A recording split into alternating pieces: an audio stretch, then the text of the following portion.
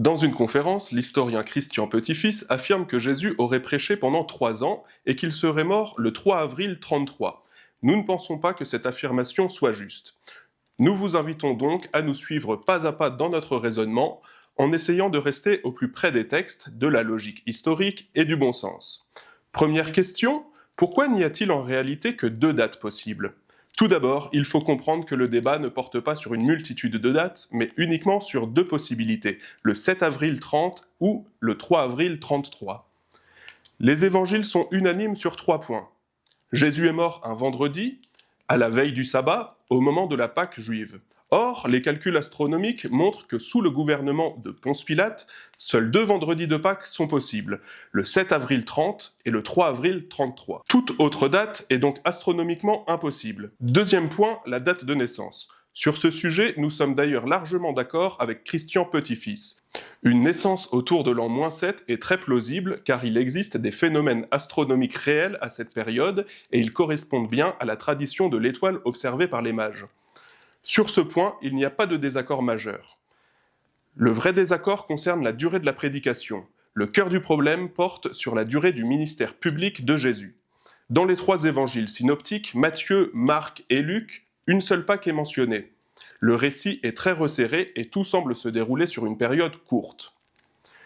Seul l'évangile de Jean parle de plusieurs Pâques, ce qui permet de supposer une durée d'environ 3 ans.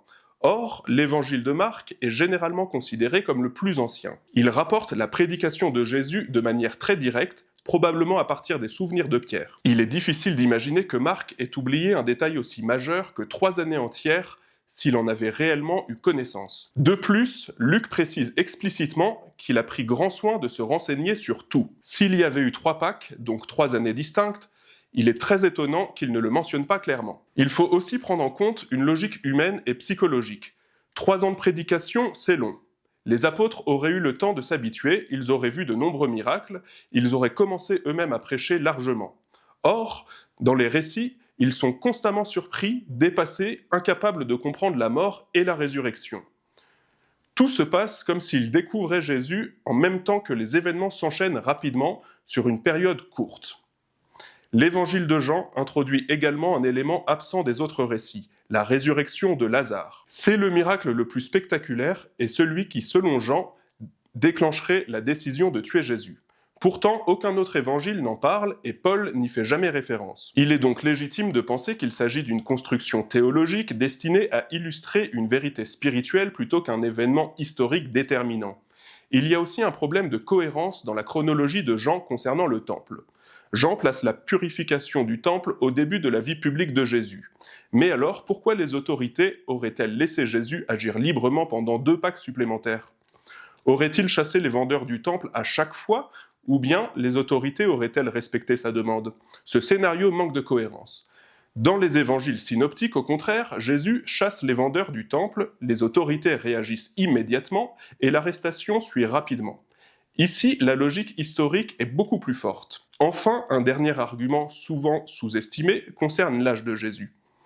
Luc précise que Jésus avait environ 30 ans au début de sa prédication.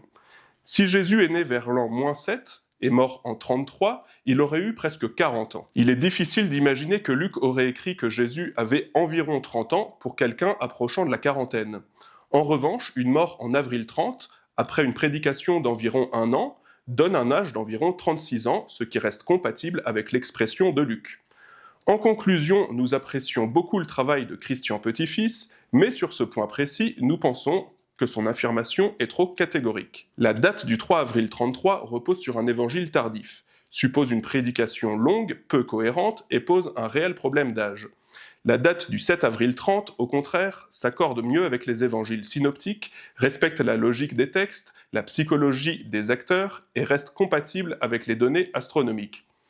En histoire ancienne, il est toujours délicat d'être affirmatif et lorsqu'un choix s'impose, encore faut-il retenir la solution la plus rationnelle et la plus cohérente.